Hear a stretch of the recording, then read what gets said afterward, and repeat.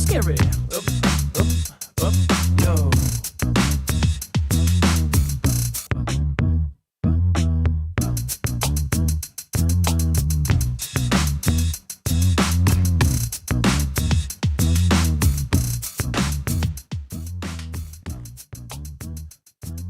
U.S. airstrikes on Yemen have cut off key supply lines from Iran to the Houthis, so it is definitely escalating.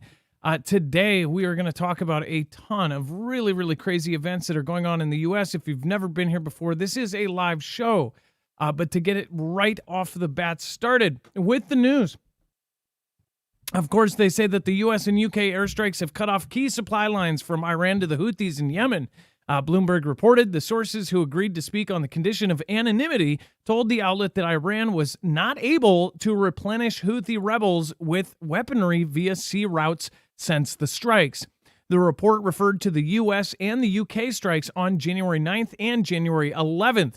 U.S., of course, 9/11, right? U.S. airships and the U.K. HMS Diamond shot down 21 drones and missiles fired towards international shipping lanes on January 9th, CENTCOM reported at the time. And on January 11th, airstrikes targeted Houthi radar stations, storage facilities, and launch sites for drones, cruise missiles, and ballistic missiles, an unnamed U.S. defense official told Business Insider.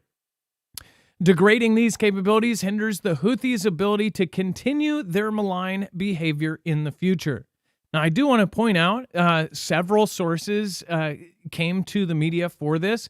These are all people that are talking on the condition of anonymity. Whenever I see that, and especially when it's something as sensitive as military intel, what you have to realize is what those people were doing could have lost their jobs.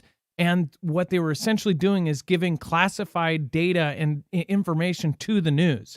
So you always have to wonder if there's a reason why this information was given to the news, or did they actually approve of them giving this information? They always say, oh, the sources are anonymous, so it protects them.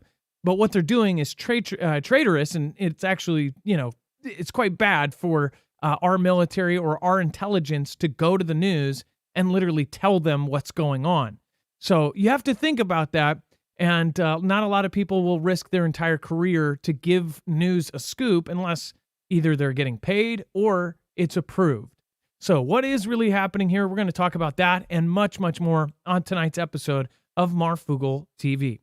In fact, tonight we have a lot to go over. In fact, we're going to talk about the new drills threaten Kim. North Korea rewrites their constitution. Sounds like again. And of course, strong words from Iran. And NATO has expected the unexpected as Zelensky calls for peace. And of course, as Putin amps up strength and Pentagon insider, we are on the brink. That is no joke. You won't believe who funded China's AI. Of course, anti-ship missile tests. We have big words from Space Force. And we have Starship moon landings and Star Trek. All sorts of other craziness, and even Arnold Schwarzenegger getting stuck in the airport. So we will talk about all of that today. So stick around. Today is going to be a good show.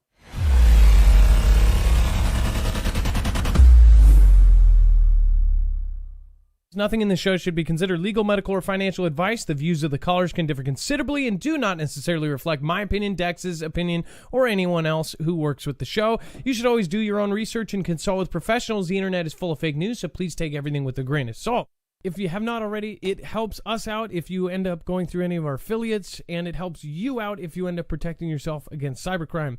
NordVPN is one of the best and one of the easiest to use. If you do not have a virtual private network, it protects your IP address, which is your online identity, which actually connects to your real address and everything else. It also connects to you. If you know anything about how they are data logging and basically getting your profiles down, you can prevent that by having a VPN. Nord is, again, one of the easiest. Download it. It's like an on switch and off switch. All you have to do. Go to marfooglenews.com/VPN. Not only will you get a giant discount on this, but you will also be helping us. I appreciate your support, and I appreciate everyone that goes through any of our affiliates. Can't say thank you enough.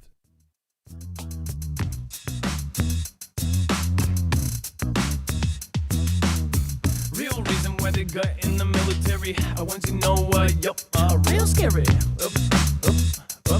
Yo.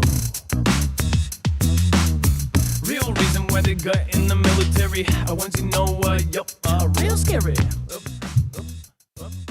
All right, and as always, you can find every source for today's show, which there is a lot of important sources for today's. In fact, there's a lot of stuff that, frankly, some wouldn't even believe if it wasn't backed up by, of course, many, many sources. So, again, make sure to go over to marfooglenews.com. Just look for today's thumbnail. America is dying, Pentagon insider on the brink. We really funded this. Once you click on that, you will find that you have every single article, tweet, video, picture, document that we're going to show you here today, right there at your fingertips. We'll let you know exactly how to get there at the end as well, because a lot of people have a lot of problems getting to the description nowadays, now that the platforms have made it incredibly hard. So we'll talk about that later. Let's first bring in my co-host/internet brother, Dex James. What is going on, and how are you doing today? Well, hello, Adam, and hello, Fugle fam. I'm doing just fine. So let's real quick. Let's do a quick roll call, and then we'll get into it, and we'll get that. We'll get that in. Check that box off, so then we don't interrupt the show later for it. I do want to say thank you to everybody that has already made it to the show. Thank you, Dex. Thank you for being in the chat and helping out there. Comet Moon, OHIO, and we've got Lord Malphus. What's happening? Rectos, Nickelwise. We have JD Etheridge, Georgia from Frozen Peach. Yeah, everything is frozen now. South Bend, Indiana area. Jammer, thank you. Badger from PA. We have Cleveland, Ohio in the house. Matthew Probacek. We have Sarah Barra, North Carolina, doing just fine. Snowy Western New York, Seahart Think. Greg Hyatt from Arkansas. We've got Preston Martin. J-Girl, that's me. Bear Juice. Annie Oakley. Annie, are you okay? Or Annie, are you Oakley? Dan P, thank you. And Northwest Indiana, Marcia Y. And we have Thawing Out in Oklahoma. Well, I'm very happy, Jennifer, that it's doing better there. And then Kettle Falls, Washington. Terry Snyder, thank you for making it. And love to see some locals here. Hi from Phoenix. What is happening? Tennessee in the house. 3 horses running. And David Vanderbilt from Grand Rapids, Michigan. Well, thank you. In Norfolk and Concord, North Carolina. Lots of North Carolina folks. Helen and Question Everything. Remember that we do this as well so you guys can find each other in the same state or province, and then obviously have something immediately in common to talk about, from just local events, local geopolitics, whatever's going on. It makes for a tighter knit community. So thank you guys. Annie Oakley, thank you. A-okay. All right. Annie is okay. Is A-okay. Annie, are you A-okay? All right. Let's go into the next piece here. And in fact, we're going to go from Yemen over to South Korea. Dex, do you want to go over South Korea and Japan conduct naval drills as tensions deepen with North Korea?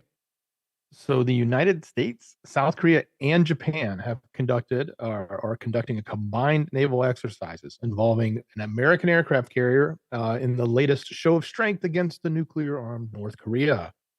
Of course, we know this is going to irritate Kim, and he will respond. He always does when we do this. So the continuous tit for tat will continue on. But the island you see there, that was the island that the Jeju Island. It's in the right off of South Korea, and that's where the training was. It was in the waters there.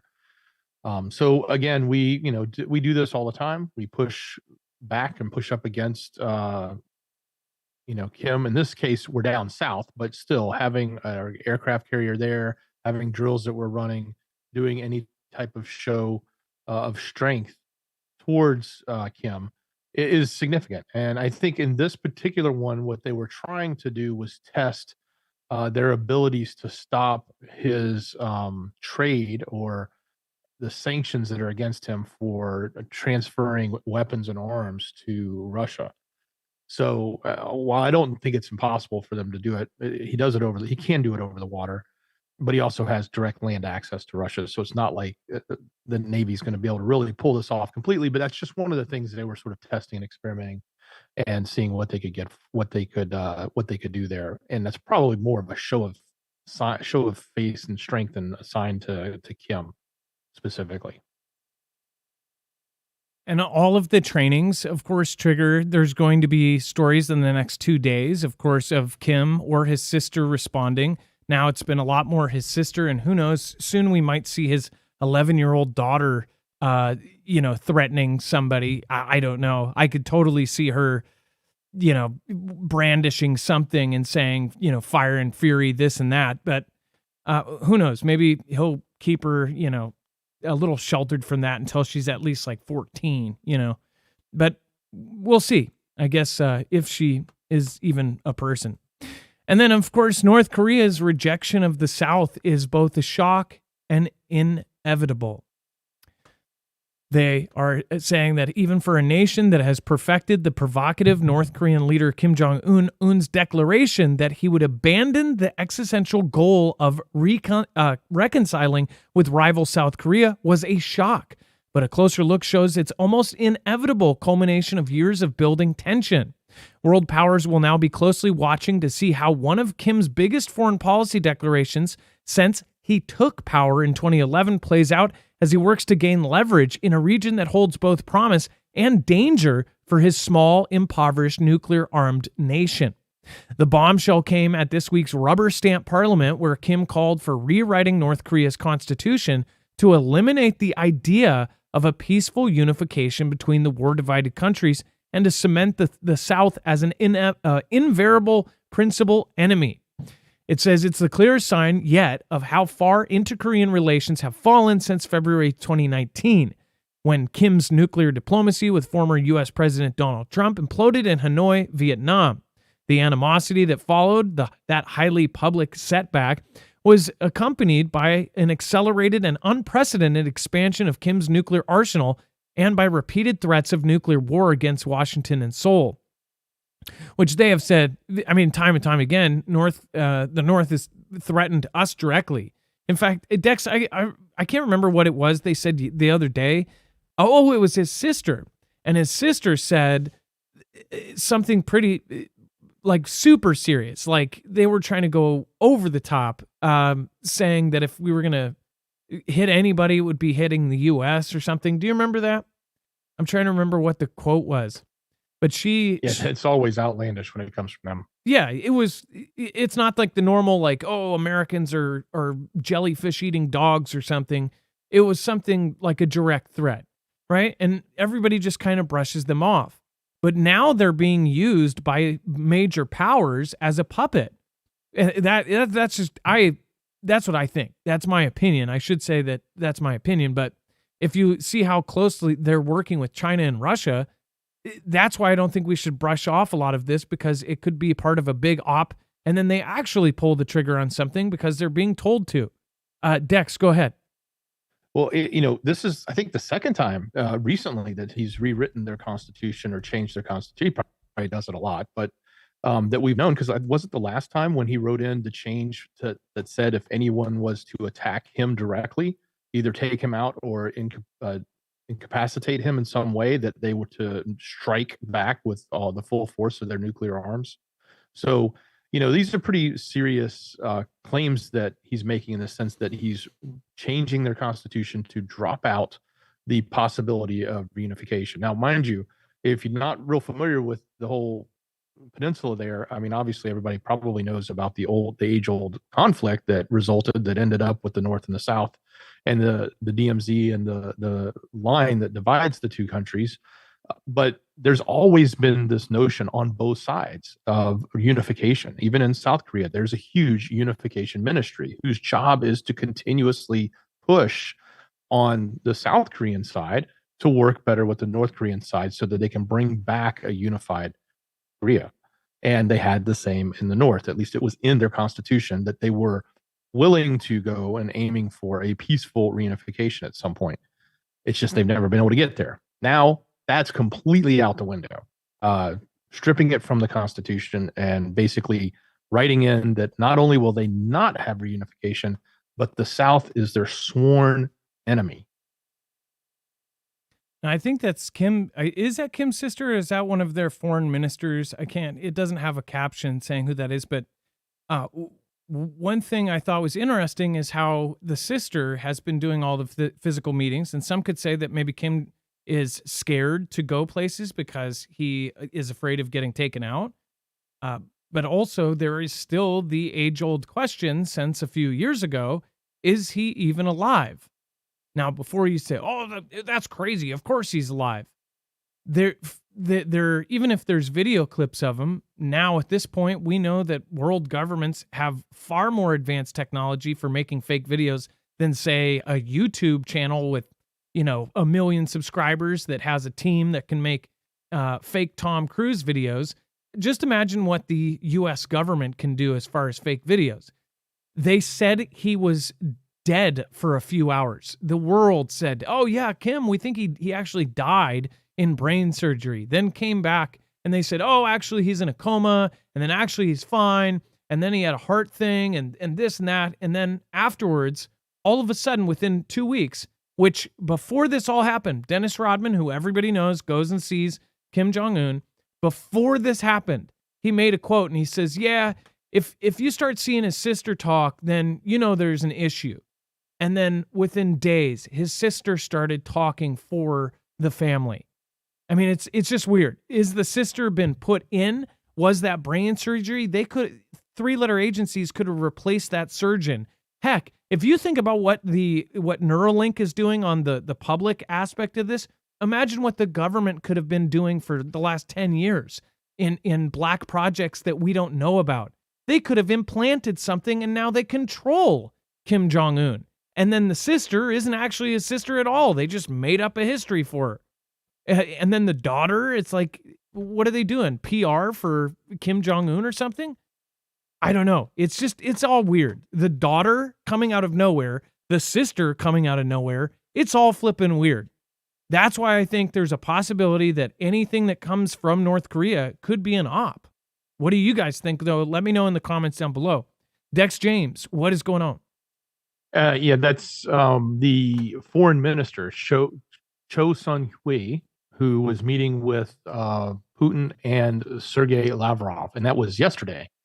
And the president, Putin, and Foreign Minister Sergei Lavrov invited her in to talk on expanding the ties between the countries amid the potential of arms.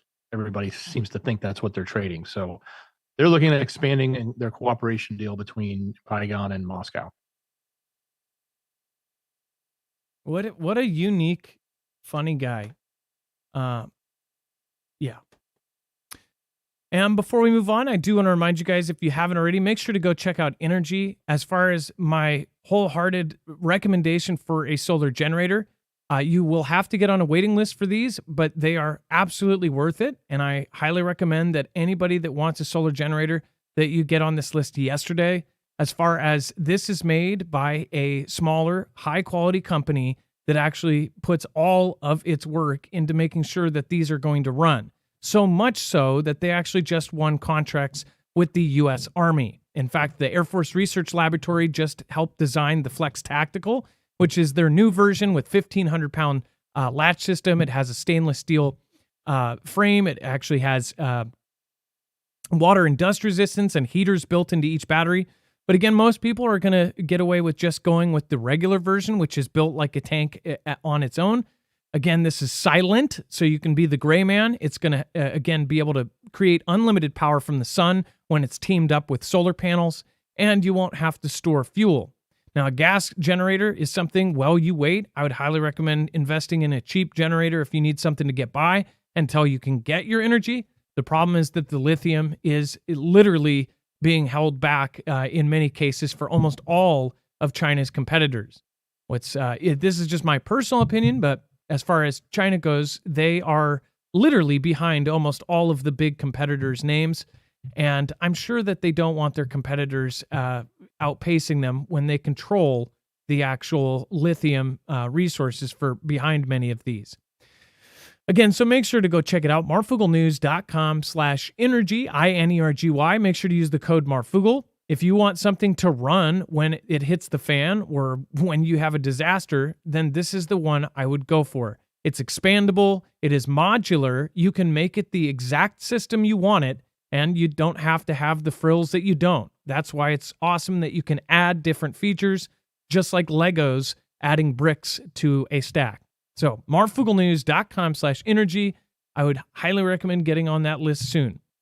All right, and then let's go over to Iran.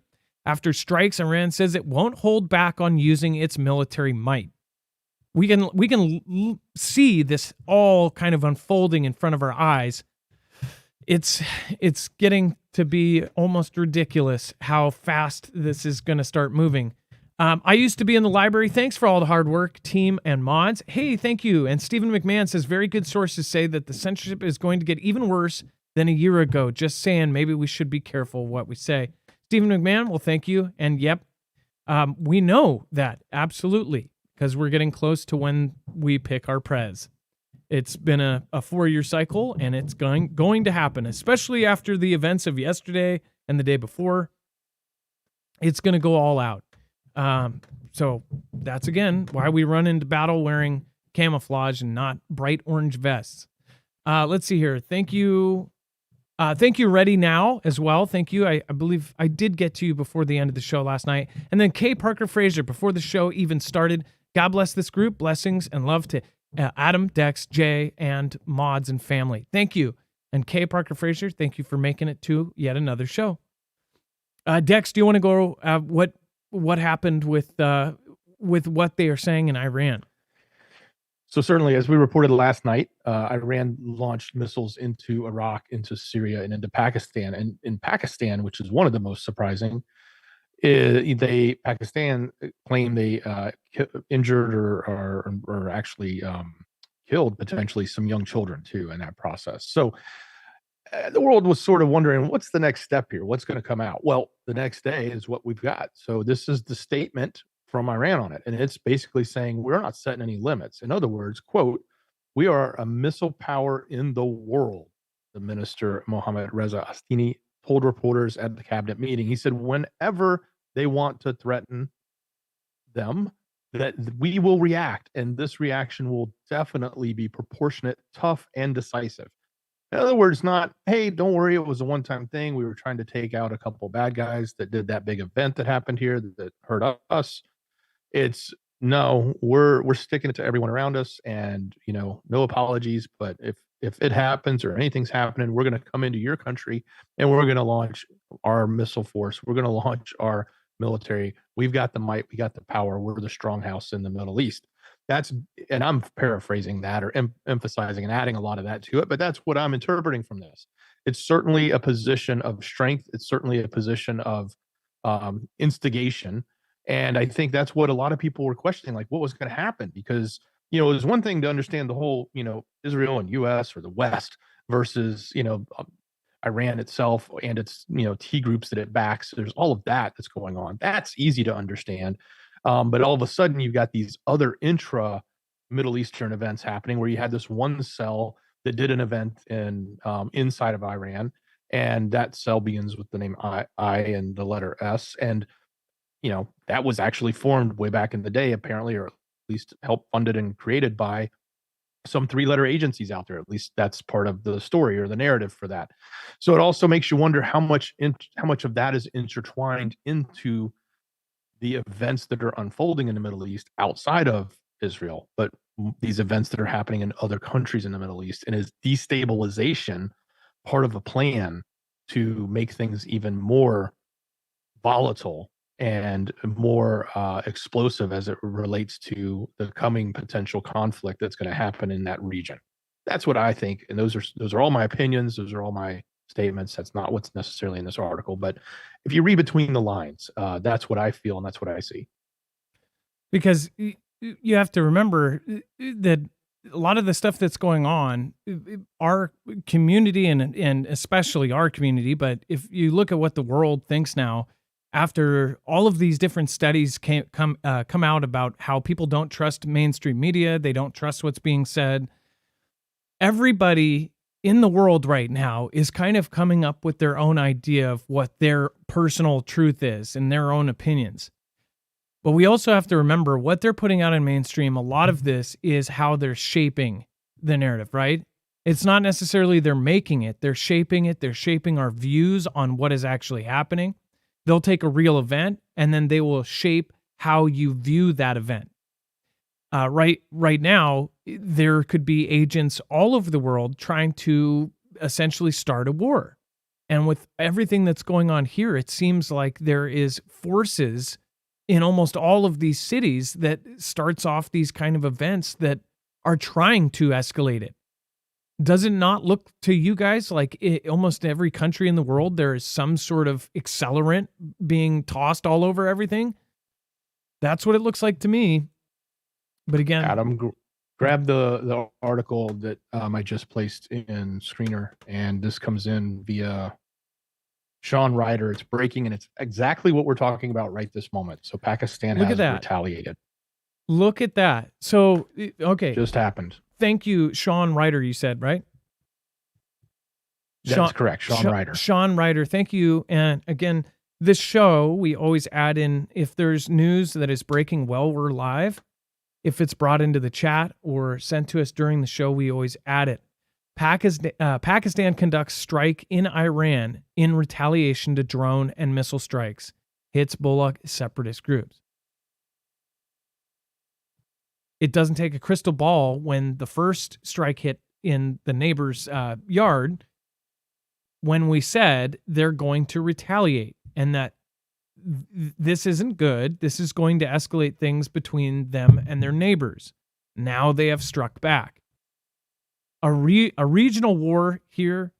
This is something with everything else that's going on in the world, with Zelensky calling for peace. You better realize that something is going on right now.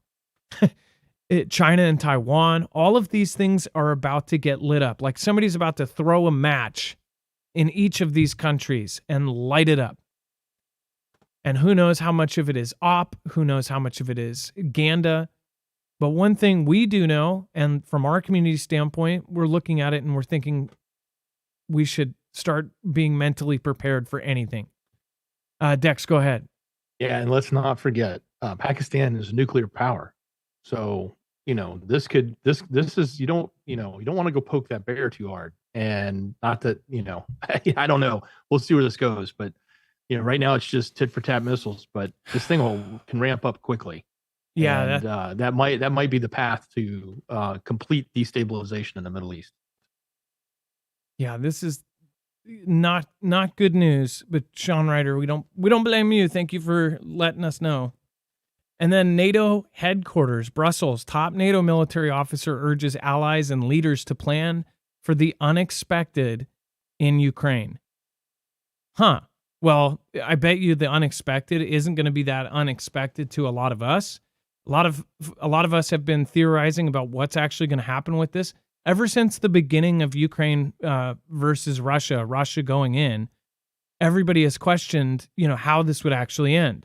At one point, if you rewind back in time, Russia said that they were giving them this kind of out, saying, hey, if you absolutely promise that NATO will not move in on our borders and that you will never join NATO, we'll back out.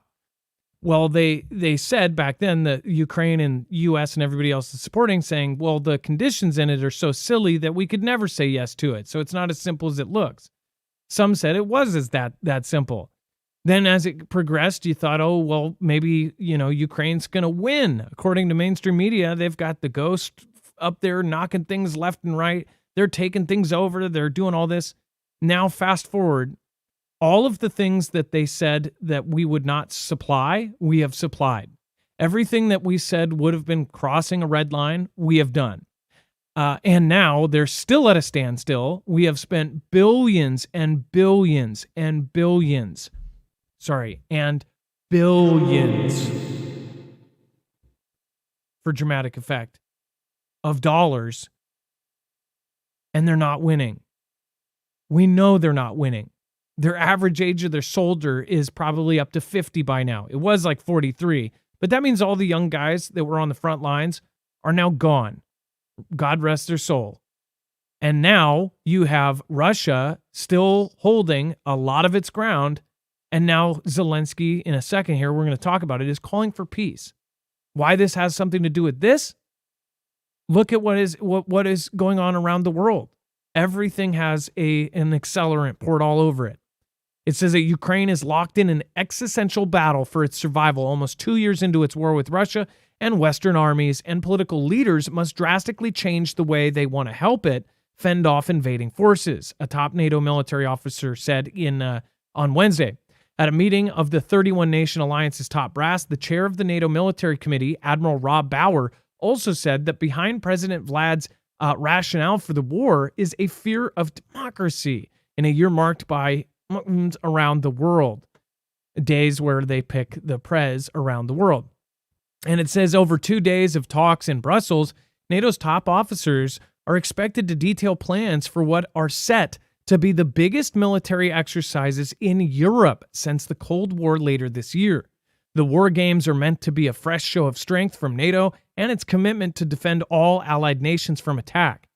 Now, I want to remind you, they're saying that the largest war games in history are coming to NATO. War games can turn into the real thing. We learned that very recently from Russia when they did 160,000 troops on the border of Ukraine, then said, psych, we're going back home. They left all their gear. They left their mobile hospitals. They went back home and they said it was just a drill. A year later, almost exactly, they came back and it was the real thing. If the drills are coming up now and all of these places like Germany is leaking out plans saying that Russia's going to attack, you've got Poland, you've got Finland preparing, they've put in dragon's teeth on their borders, you've got Swedes saying get ready for war, you've got the Dutch commander from the Netherlands saying get ready for war, citizens need to be ready.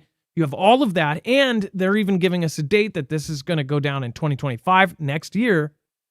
Whatever drills are happening now are those in preparation for the war. Not to mention yesterday, you have officials from NATO saying that we are in the pre-war phase.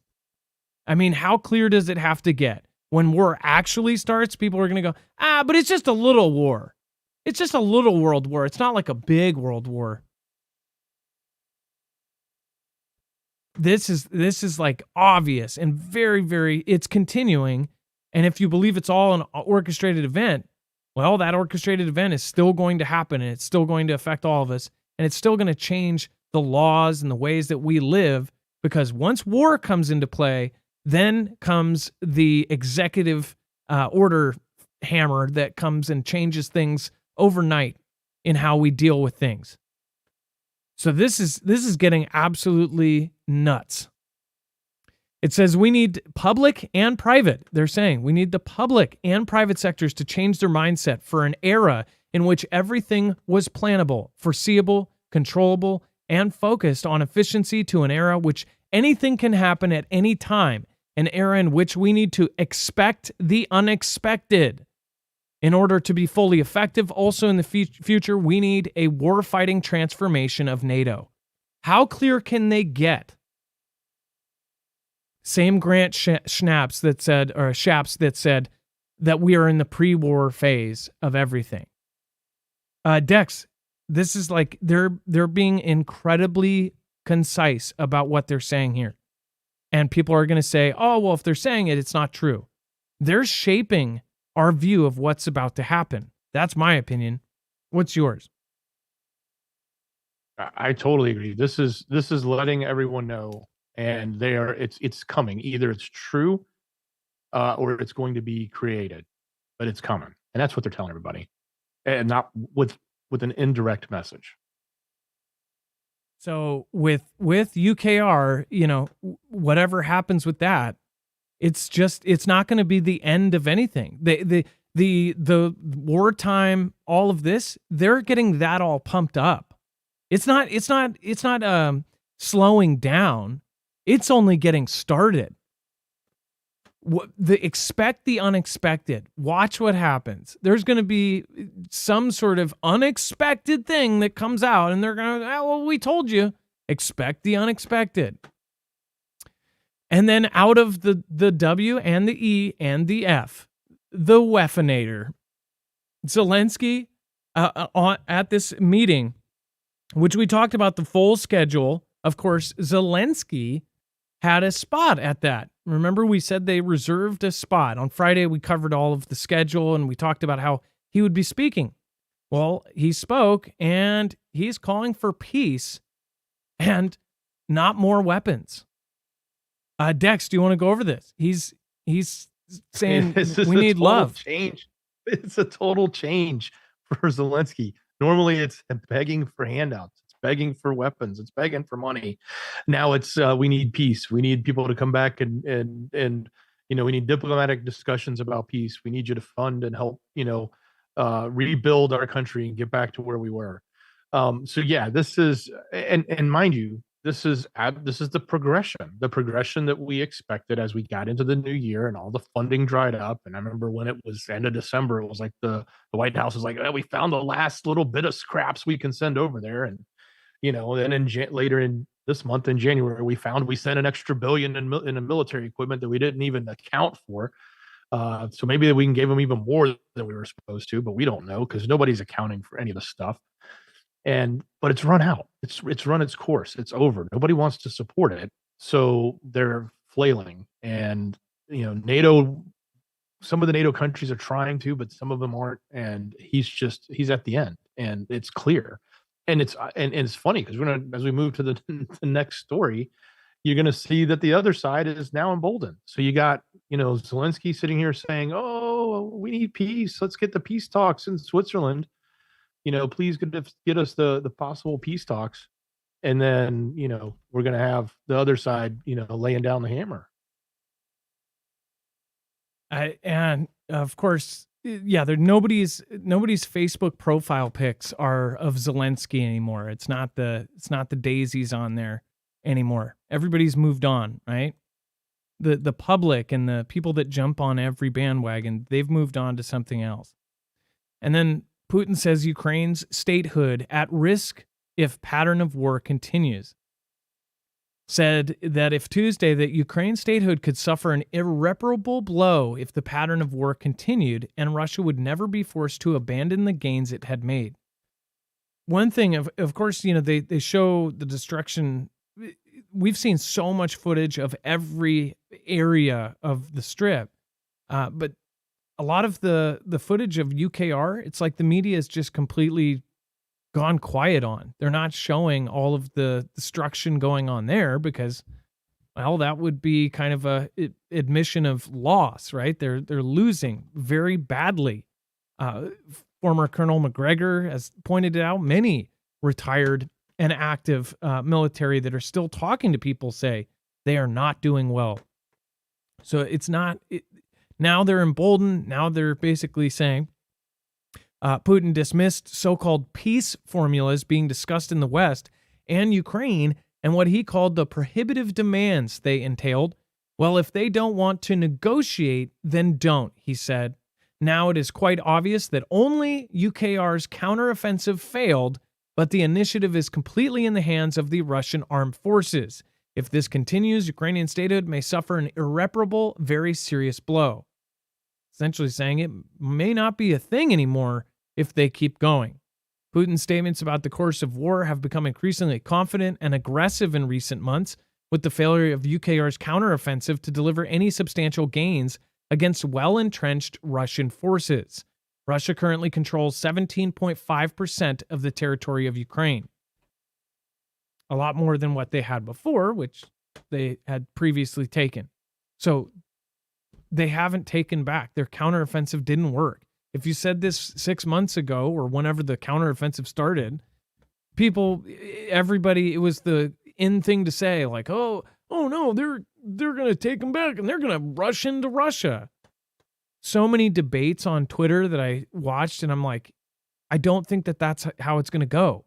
They're getting hand-me-downs from other countries. Even if they get the good stuff, they don't have their own. There's no way they're going to go up against Russia, a superpower with nuclear weapons, hypersonic weapons, a whole air force, compared to we were handing down our hand-me-downs to them. And who would have thought this was a good investment? If this was an investment to get returns on, what were we going to get returns on? The whole guise is because everybody was saying Russia was going to go after Ukraine right into NATO and take back NATO. As somebody in America, and I know all of you in Europe, it's like there's people in Europe, even though it's threatening you first, that said this was not their business, that they shouldn't have been involved. Dex, go ahead. And I just want to remind everybody, we covered earlier that Zelensky had asked Switzerland to host. Well, it's now come out that Switzerland, and I think it's in this article too at the beginning, that they agreed to actually host that summit at the request. So there is supposed to be this peace discussion coming forward.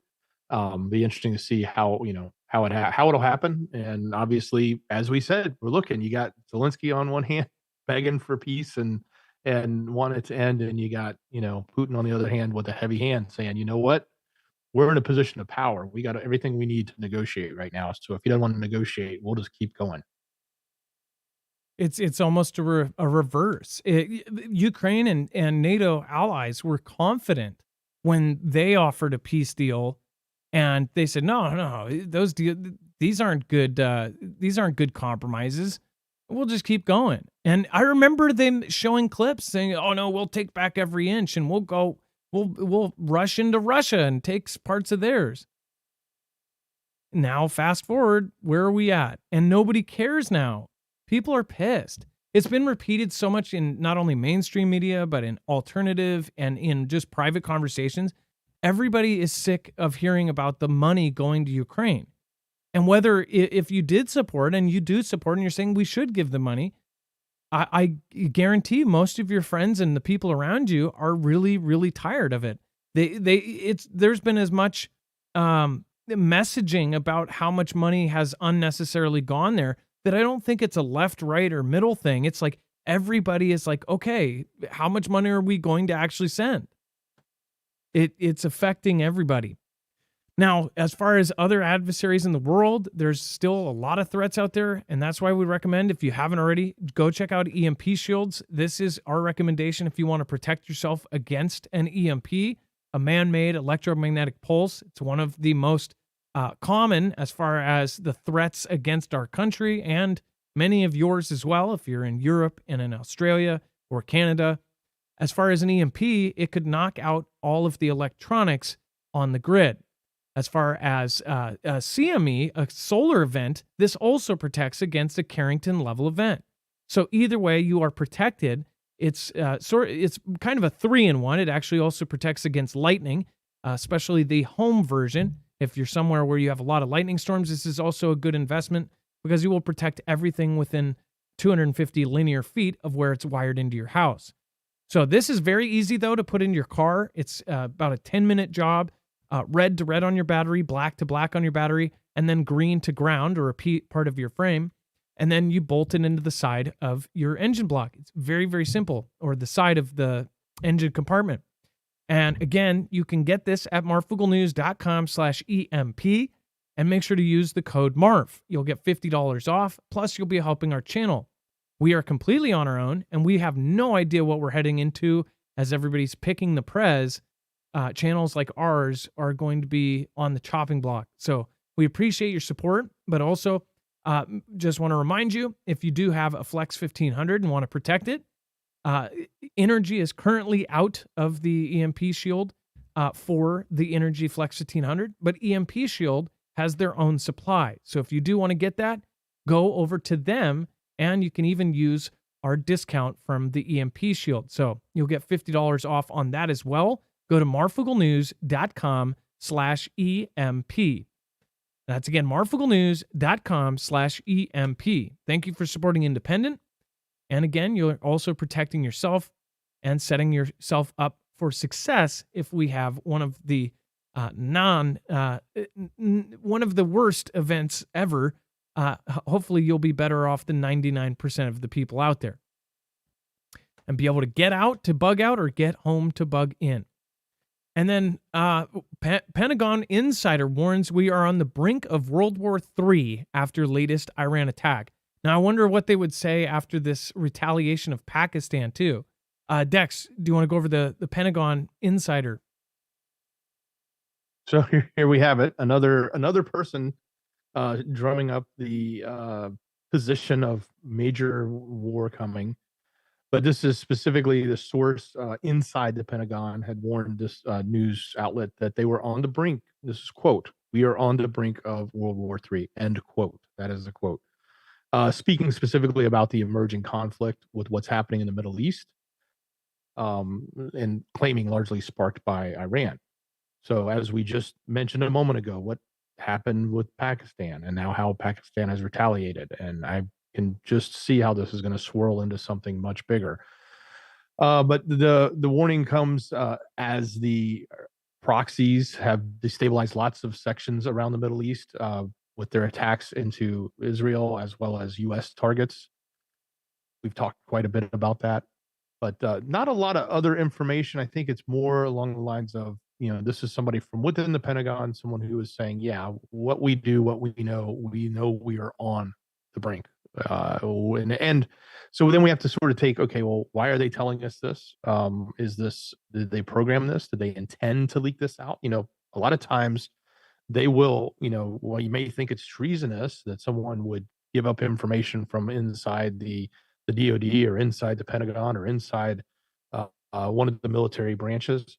But a lot of times they're actually told to do it. It's allowed. It's just we have to do it under anonymity because we don't want to put it out as an official statement. We just want the press to have that information for whatever psychological reason or whatever informational reason they have. So again, we got to ask, why are they telling us this? Why did Sweden? Why did Netherlands? Why did Germany? Why did NATO? Why did a Pentagon insider?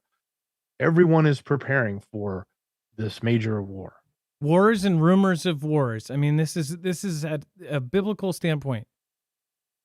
I talking to friends and family members, specifically a family member said something out of nowhere. Said something about, that people for a long time, for as long as people have been around, have said it's the end of the world. We don't say it's the end of the world, and I bet a bunch of you don't either, and some of you do. And I'm not saying anything against anybody who's saying it's end times, because we very well could be in end times. Many people believe absolutely we are in end times. But that's not the point of all of this. This is a cycle of war. We're coming up on a real event, not to mix it with something that could be mixed up with something surreal or just out there, like an asteroid hitting Earth or anything else. Like, I have my own beliefs about something like that happening.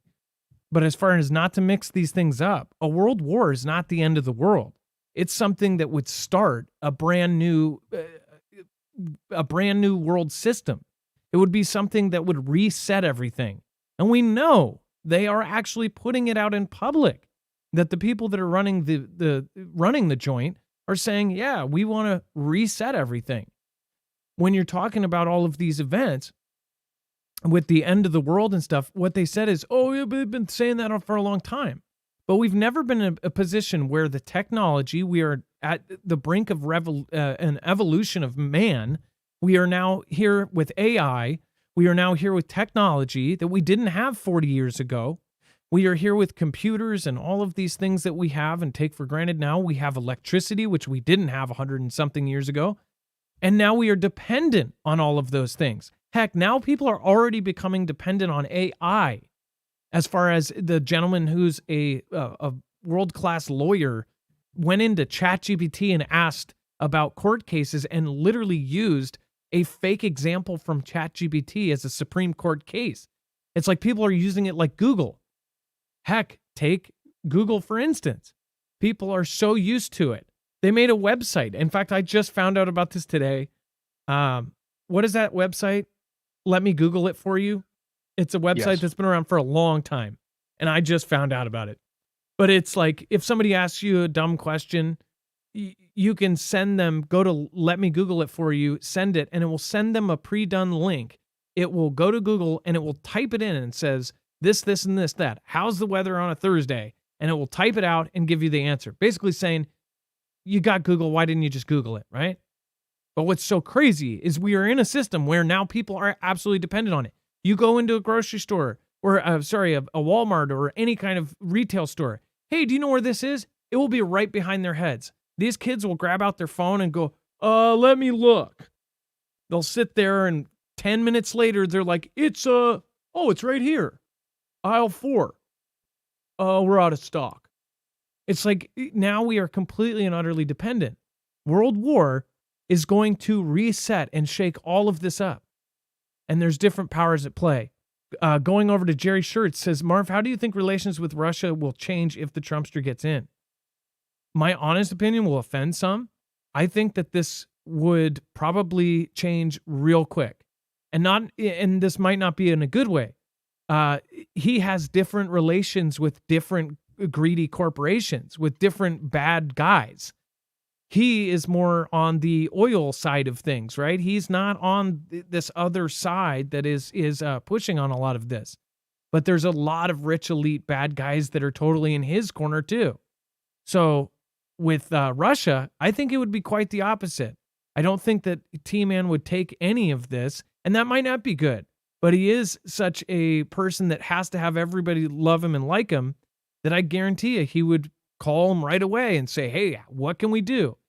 He did the art of the deal. Like he's no novice when it comes to getting a deal done, no matter what it takes. I mean, if you want to talk about a car salesman type guy, he would sell an ice cube car to heck, the devil and easily get away with it. Dex, go ahead. I think that everything would change, but who knows? He very well could be a part of it. The question I have to ask is, do we think that war would come before that event in November that could even put him in power, or put him back in power, I should say? Do we think that event like this could be used to stop that? Do we think an event like this could be used to sway that? And would the card holders in DC use an event like this to do that? Because they are telling us, that's what I said the other day, Dex. It was like everybody's saying 2025 now. There's a date being put out there. Like this is all going to go down next year. This isn't us. This isn't YouTube channel saying on the 31st it's all going to happen. This is, they say it's about a year out and we're going to go to war. I said, they're telling you it's down the road, so you don't worry. It's always something down the road, and people immediately go, "Oh, well, I got time." Even if it's 4 weeks out, they're like, "Oh, well, I still got 4 weeks." But if they kick the can down the road, then you don't worry about it. You go back to your daily stresses, your daily grind. You do your 9 to 5. You go home, go to sleep, and repeat. But as far as this goes, we have a big day coming up. Just like Stephen McMahon said, there's going to be all sorts of people getting knocked down, knocked off. It's going to get all sorts of crazy. Could this happen before then? You don't change out a prez when you're in a wartime, or at least it really hasn't happened very often. The thing that just happened where they did the kind of, the Iowa, all of that, he crushed it. And Vivek basically stepped down. Now people are saying, "Oh, Vivek's going to be VP and all that." If this is the case, all of these things that people perceive they've done against T-Man to keep him from being there, what is the next step from what they've already done? If they truly are doing all these things, which many say yes, then what is their next step? It goes much deeper than most people realize. There's things that we're finding out right now about what's going on with our military. It's just, it's really nuts to think about what is happening right now. Dex, go ahead. I'm good. You want to go over the questions for funding the Chinese AI scientist? Who funded this? This one's, gosh, I can't believe it. So there's this person who I'm trying to find his name, but basically a Chinese-born scientist, Song Chun Zhu. Okay. He is a researcher. He was granted $30 million in U.S. grants to lead research into the most advanced artificial intelligence that could have major military implications. Okay. This was revealed last year. This information has been floating around the DoD. It's been floating around UCLA. It's been floating around the National Science Foundation. And now lawmakers are wondering, what in the world are they doing, not paying attention to the signs that are going on here? Why did we grant $30 million to this person who's tied back to the CCP? Why do we grant that could potentially be, sieving off all of this information about AI? These massive research is underway around AI that's potentially going right back to the CCP. So U.S. federal U.S. federal grant providing agencies ignored numerous concerning signs while granting Mr. Zhu $30 million in grants. The chairs of the Committee on Energy and Commerce of the Select Committee on the CCP wrote in a letter addressed to the Secretary of Defense Lloyd Austin. They called the Department of Defense to the table. They called the National Science Foundation to the table. They called the UCLA to the table. It's a pretty big deal. It seems like a lot of potential information was just funneling out right to the CCP on artificial intelligence from our country at our expense. You paid for it, folks. And it makes you wonder about some of the claims and some of the theories out there that maybe people inside our current system are actually essentially have a rope tied to their pocket with money flowing across that rope and into that pocket, said pocket, that have a seat at the table at a very Chinese table somewhere in Chinese territory. It makes you wonder. Just saying. And then Trusted Source, thank you for gifting out a badge. I appreciate that. And then it looks like somebody else just did as well. Thank you, Tasha. Thank you for the support. And thank you for using that support to gift somebody else something. That very nice of you. Thank you so much. It's crazy to see that this just keeps happening. Things like these. Oh, and then the story we covered yesterday or the day before, or no, it was all the way back on, was it Friday or Monday? The story about the mutant strain of whatever that they were testing on humanized mice. That one, absolutely freaky, because they said that essentially that this was something that targeted the brain. It's like, this is exactly what they have said in all of these tabletops, all of these things. But it's like, when you go back a few months, we find this lab that was doing things in California, and it actually got grant money, right? US or California grant money to do what it's doing. How many instances are like this, where there's millions of our tax dollars going towards something that's actually funding something back there? Then you think of all the farmland and the things that are being bought here that are owned and tied directly back to different companies back there that are directly tied to the C and the C and the P. It's insane. And then the U.S. Army flight tested the seeker that will help turn its newest missile into a ship killer.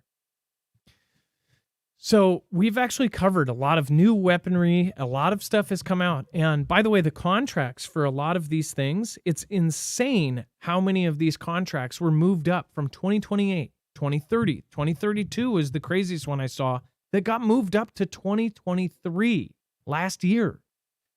Some of these got moved up to 2024. And then the latest one I saw was 2032 to 2024. It's like they've moved all of these things way faster. They are trying to get them done on an accelerated timeline. And yet we knew about this years ago, and people still aren't questioning if war is happening. Of course, now it's mainstream and everybody's saying war is coming. But we've been here for 5 years saying, hey, they're setting up for something massive.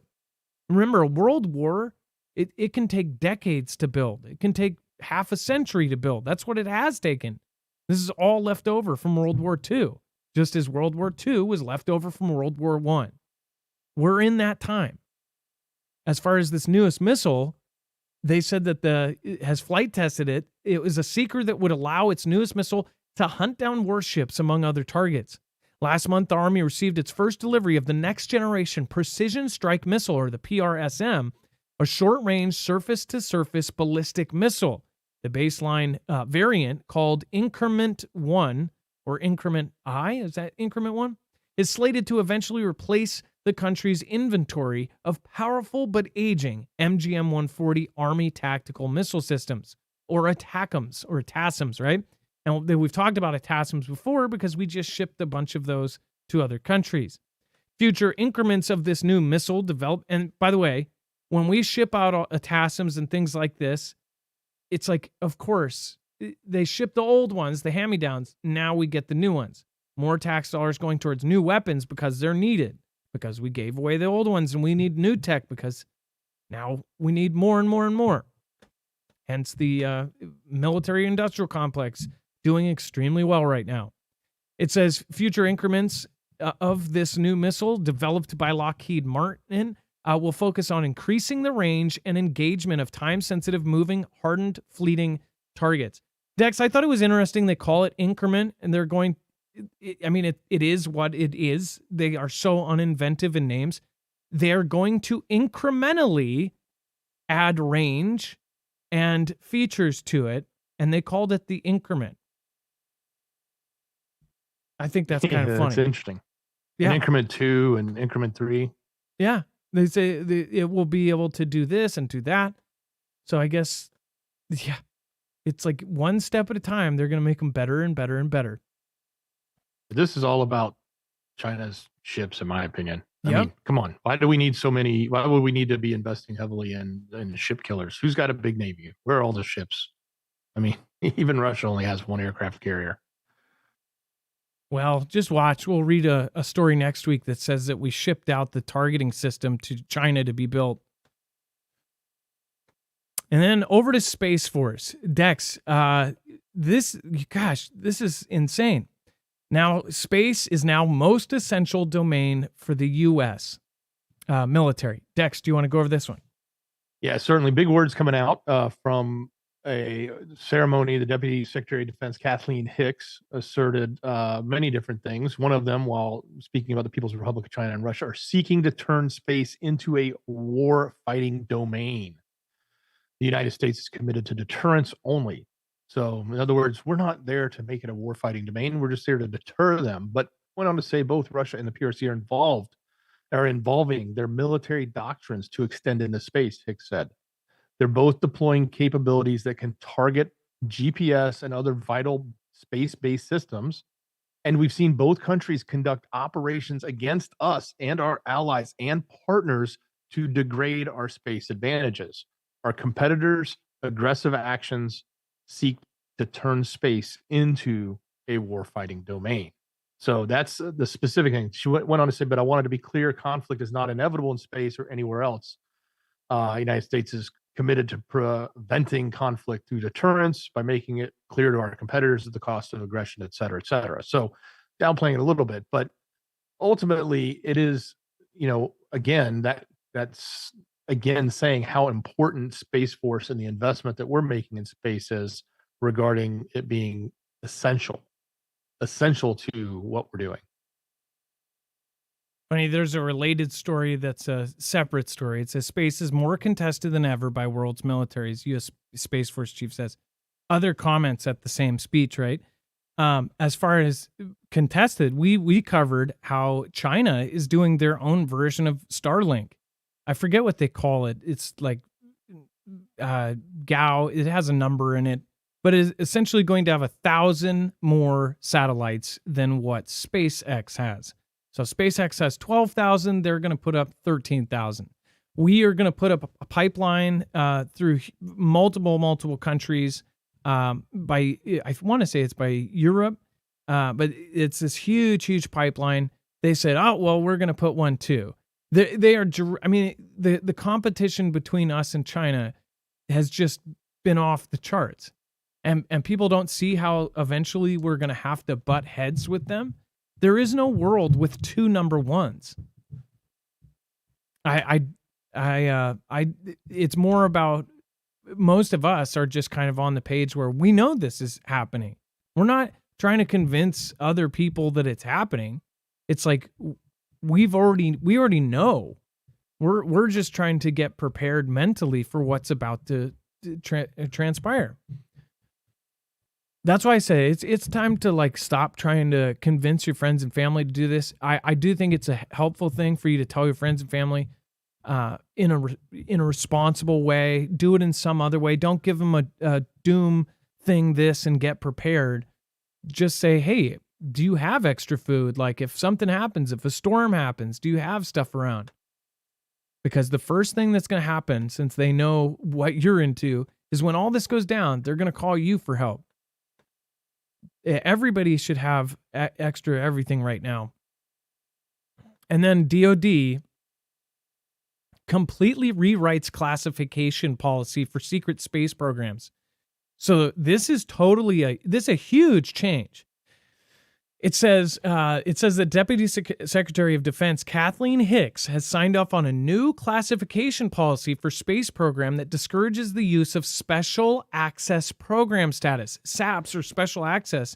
This is something you've seen in movies and in television where it's something that, this is the need to know kind of stuff, right? That dramatically limits clearances to a handful of U.S. officials. When you do a special access thing, you could have a project going on in a state, and the governor or the Congress people won't even know from that state. You won't even have. You'll have certain people that is completely compartmentalized, knowing about what's going on. But now they're saying, in hopes of opening still secret programs to more stakeholders, including U.S. allies and industry partners, according to a senior official.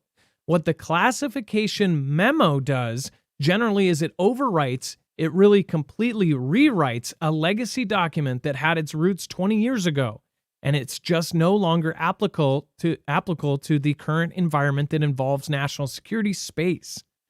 DoD Assistant Secretary of Space Policy John Plum told reporters today. Well, the specifics of the policy signed off by Hicks at the end of 2023 are themselves classified. Plum explained a key issue has been the overuse of SAPs that not only have the ability to share with allies and industry, but even among different organizations within the Defense Department.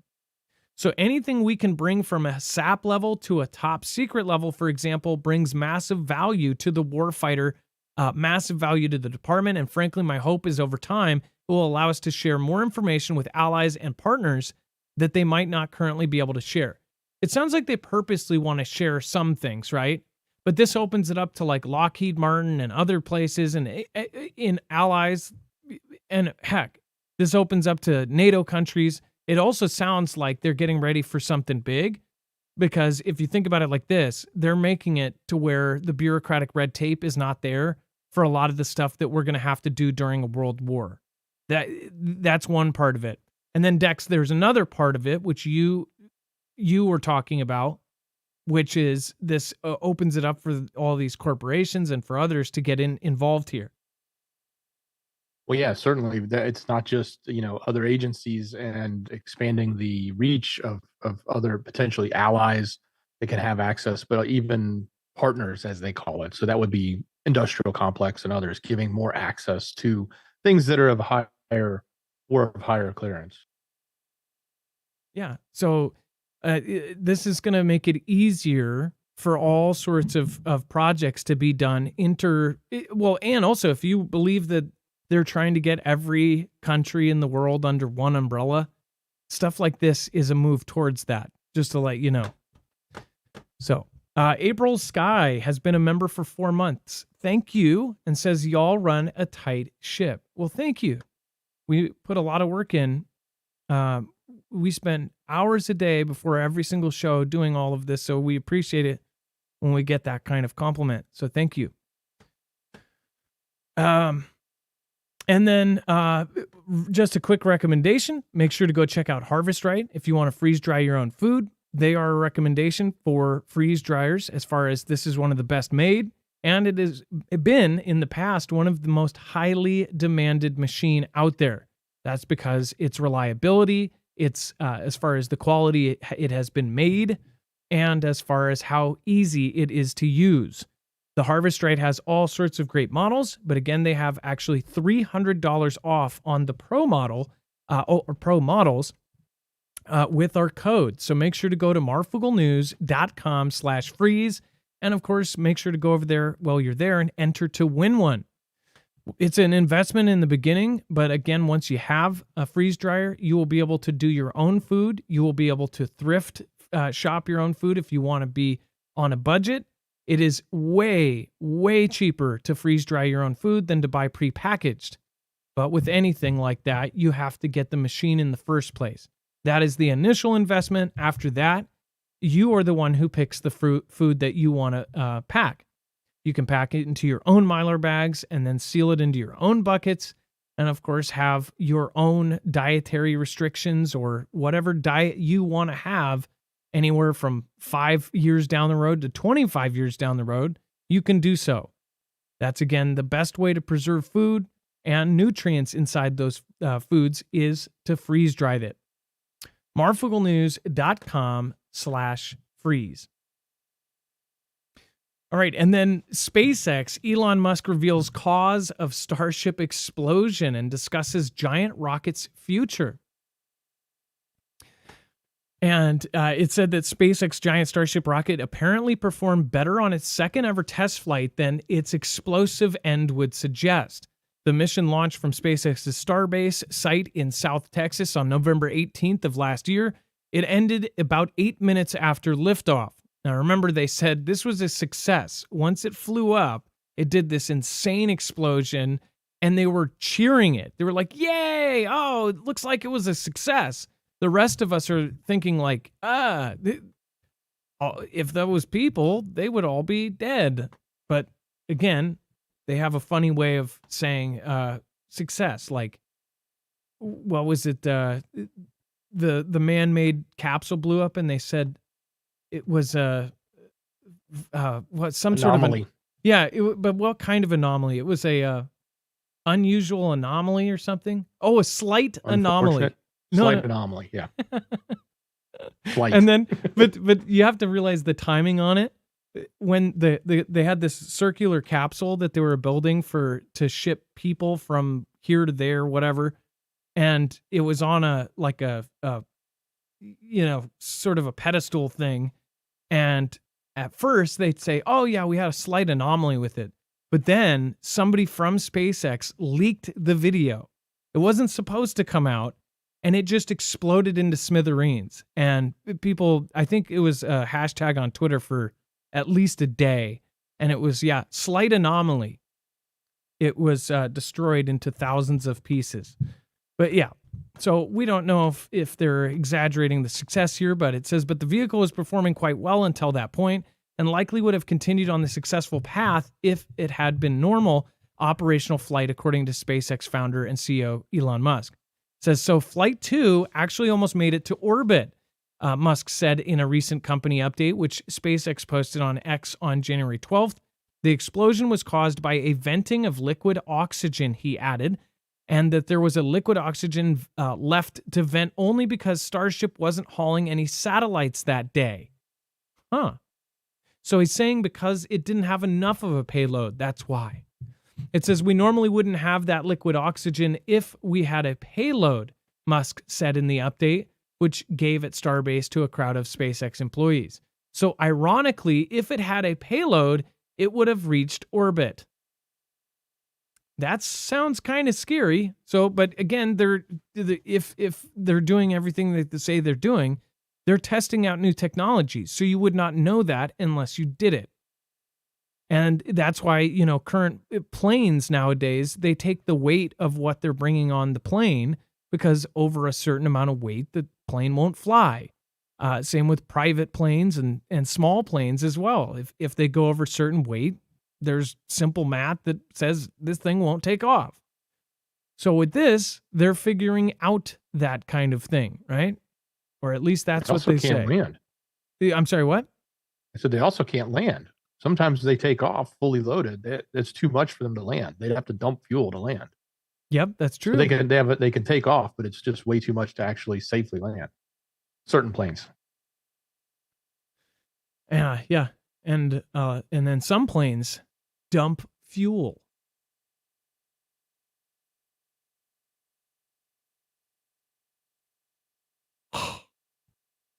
I just wanted to make sure nobody missed the wink. I made that awkward, didn't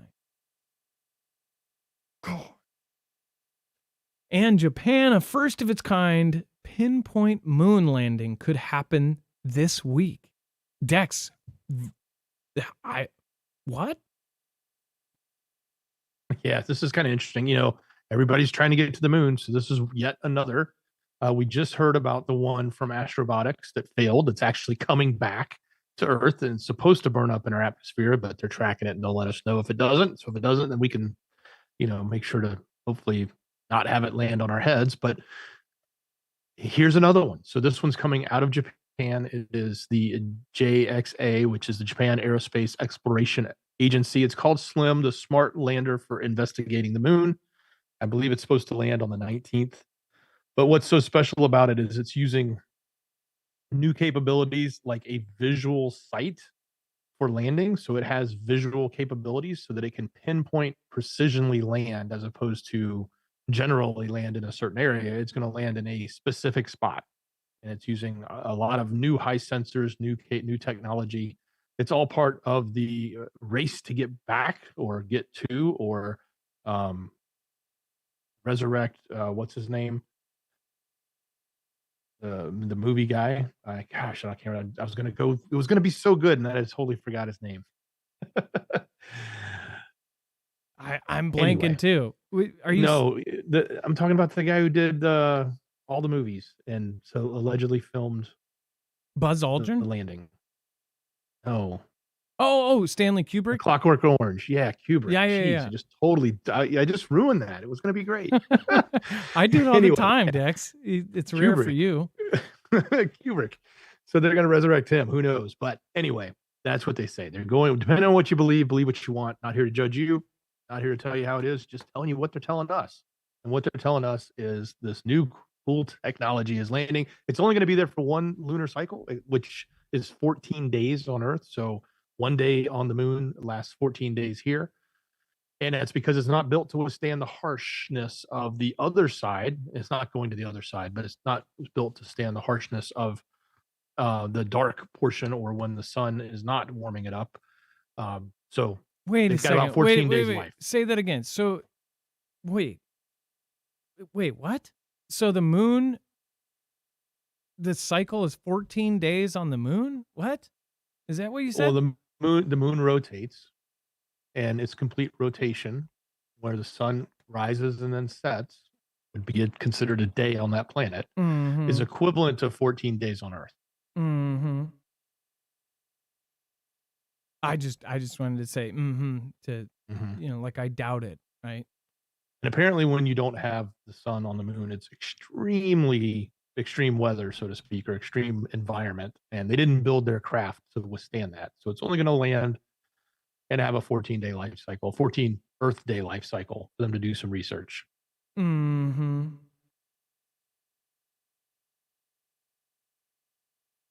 don't think it worked there. Just keep messing up. And if you are a fan of Star Trek, then you might recognize this supposed Mars rock. Oh, and by the way, it would be funny. Back to the Japan thing. Let's go. Let's journey back to Japan real quick. Just let's go back to Japan. It would be it'd be funny after a couple days after I say, well, why don't they have a live stream camera from the moon of Earth? Like where technology has gone from the original point where we landed on the moon. That was back before we had, I mean, you could name for months straight of the technology we didn't have back then. And I say that and then watch this pinpoint thing land there. And then all of a sudden they have a live stream camera from the moon on Earth. Dex, go ahead. It does have camera. I don't know if it's going to live stream. Obviously, it's using cameras for landing. But is it going to face when Earth? you last said that, I looked it up, and apparently do you remember the India landing, the Shabbat or something like? I can't remember the name of it, but India landed a rover there in the last year or so, and it had a live stream from the moon. It actually did. It just didn't last long. I don't know if it only did a 14-day cycle. I don't know the whole history on it, but they used to have a live stream web page that you could go to and stream from the moon, but it's no longer in existence or no longer Okay, so I operational. want to go see what they said that if you was. look it up, live stream from the moon, India, and I think the web page is still there. And hear Bollywood in the background. Let's see here, and then off to Mars. We're gonna head all the way to Mars. or to space, I guess. They don't have a Google Mars. But you'll recognize this,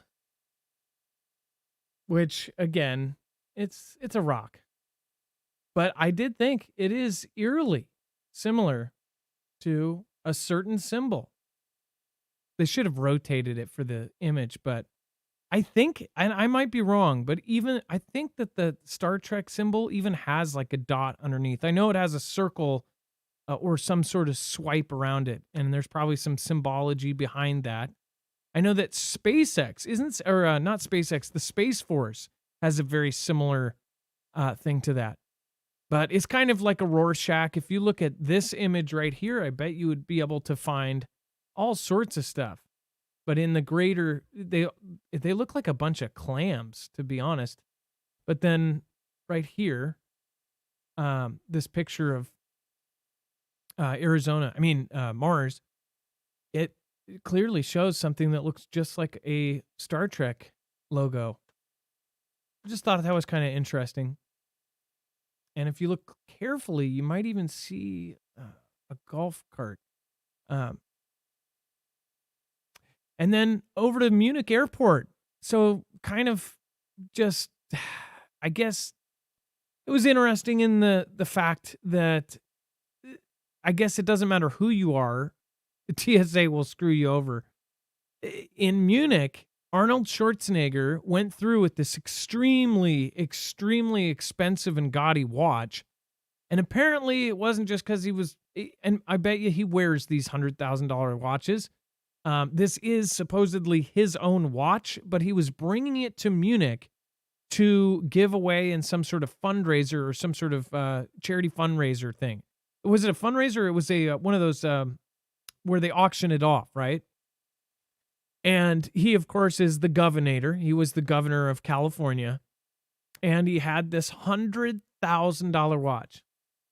First of all, it's crazy to me that people spend $100,000 on a watch. One thing I do get, though, is like, I understand that I have a friend that has old Rolexes, and a lot of them have gone up in value. So he actually has made money off of Rolexes. So I get it in that point.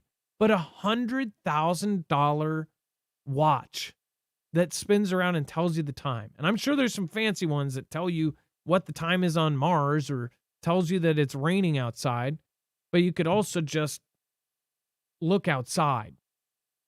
For $100,000, I would rather have an RV or something I could live in. But who knows? Well, and we're only guessing at that price based on the tax, but it could be even more than that. It could be even higher than that. It could be $1 million watch. That's right. So the tax on this, so why they stopped him was because he said, and if he would have just wore it through and said, "This is my watch," they wouldn't have said anything. But he said, "Oh no, I'm bringing it to," when they looked at it, "Oh, I'm bringing that to go to an auction." Well, they immediately went, cha-ching. And they said, "Well, you haven't declared it and you haven't paid a tax on it." The tax alone on this was $10,000. So it could actually be $1 million. We don't know what their tax thing is on imported goods, but we assumed about 10%. So, and here's what's the crazy part. So he tried to use his credit card and he was just like, whatever. He's like Dex, you said, like he's just the kind of guy that would say, "Okay, well, here's the credit card. Let me pay it." The credit card machine wouldn't work. And after a while, they had to keep him there. They ended up giving him a ride to an ATM. And of course, the ATM wouldn't give him $10,000. So then he had to end up going back and waiting almost an entire day for their credit card machine to work for him to pay the $10,000. So it's kind of funny to me when you have somebody that's not only a celebrity, one of the most recognizable faces in the world, and somebody who is a U.S. politician who normally doesn't have rules, and if gets pulled over, no worry, governor, go on your way, gets stopped for a whole day. It's kind of priceless, actually. But apparently he took it in stride. I don't know. What is the thoughts on Arnold Schwarzenegger? I didn't live in California when he was governor. I know he is now part of Hollywood. I grew up on all of his Terminator movies. I think, I thought those were the best movies in the world. As far as Arnold himself, what a crazy, crazy story of that dude coming up. But as far as his political views and what he's doing now, it's crazy. $100,000 watch. What do you guys think? Let me know in the comments down below. From New Zealand, Mimi Carstel, thank you so much for the support. And I believe, that's New Zealand, right? Thank you so much. And Mimi, I'm glad to see you here again. And then Scott Rogers, thank you for subscribing. I appreciate that. Thank you, everyone that gives us a chance and hits that subscribe button. And then thank you for the plus 1,000 that actually pressed the thumbs up dishpan hand button. Thank you. I appreciate that as well. Stormblade X69 Wags has been a member for 7 months. Says, I'm ready for the trumpets. So all of this is done. I know several people that they're not just like end of the world believers. They want it to come because I think part of that is because people don't want to feel like they're crazy. They want vindication for how they've felt their entire lives. But I think that's part of it too. And all of their friends and family calling them crazy. When it does come, are they going to call us crazy then? Let's see here. And then Dex, let us know, how do we get to the website? It's a little bit harder. Before you do that, though, I do want to say a very, very special thank you to everybody over on DLive. Thank you, One Aunt B, Cambria Beer Juice, one Grammy. Thank you, Outlaw Josie Wales, Sean Strickland, just said it. Anti-woke, my friends. And then Lobo Titan, thank you. It looks like you will be, I think you are going to be the top supporter today with J Winch 99. Last one and have to go to bed soon. Thank you, Jay Winch. I appreciate that. Jay Winch, I hope you ended up watching the replay on that. Jay Winch, thank you for everybody over on DLive. Thank you. Jay Winch 99, thank you, and thank you. Kimbria Fractured Fusion and Badger 1, thank you, everybody, for keeping that family alive. Badger, thank you. And, of course, Poco Loco. Kiki, thank you. And Michelle K. Thank you guys. Love you guys. And thank you, Chance, for holding that family down along with Jammer. I know Jammer's doing both chats, but thank you guys. And then thank your mods by going over to marfugglenews.com/friends. You have a great list of people there. You, of course, have all of our mods that keep the community peaceful. And, of course, they always help directing people if they need to find a YouTube channel in our friends. Again, they can always let you know how to find them, or great videos, recommendations. They all have really, really great channels. So go check them out. marfugglenews.com/friends. And then, Dex, how do they get to today's show? Well, the easiest way is just open your browser, type in marfugglenews.com, click on the thumbnail for today's show. Just look for the image, the thumbnail. Adam will probably show it to you in a moment. It's really cool. It's got like this old aging Uncle Sam on it. You can't miss it. That's today's show. Click on that and it will take you right to the webpage with everything on it. You can also attempt to find the description down below on your mobile device. Sometimes it's a little difficult, but it's there. Just click on it. If you're watching in widescreen, you'll never find it. I don't know why it's so hard to find. But anyway, if you find the description, it's called the show notes link. All of our links are there, but the very first one, the most important one, takes you to the webpage. You can see all the news, links, sources, tweets, articles, everything we've covered right there for you. Put it together every night. Much love, everybody. And as far as the U.S. and our imminent collapse that is just accelerating every day, I'm praying that something turns around, and I'm praying that we all can get through all of this together. And I think the first step of that is staying really, really tight-knit as a community. Of course, try to look out for one another, and of course, help each other learn and question everything. Thank you, guys. Love the mods. Thank you. Make sure to drop an M in the chat for the mods. And be safe, be prepared, and Marf out. Dex, thank you for all of your service today. Appreciate you. Absolutely. Great job, brother. Much love. It's now time for the shoutro. It's not an outro. It's not a shout out. It's a shoutro.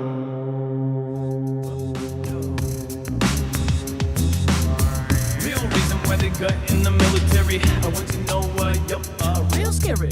Up, yo. Real reason why they gut in the military. I want to know what, yo, real scary.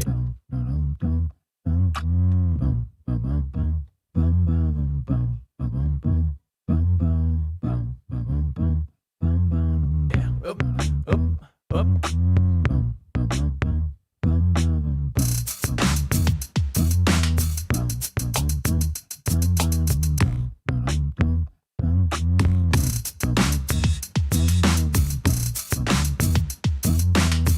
It looks like we have multiple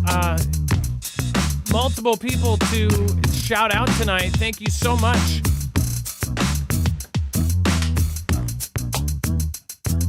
Looks like Mimi Carstel, thank you. Again, thank you for your support tonight. Waiting for the King 360, thank you so much for your support this week. Jerry Shirts, looks like we have possibly a close tie. Mimi Carstel, thank you. We'll be doing you a song tonight. And over on D Live, Lobo Titan, and of course, J Winch 99.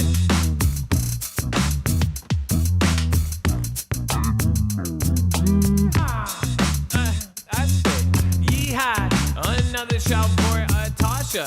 Understand everybody in the Asha, like ocean going on Bassa. Hey, maybe Massa, or maybe on lots of time in a Kevin or Doherty bit on live. Better in the world and no better, yeah. J Winch with the W.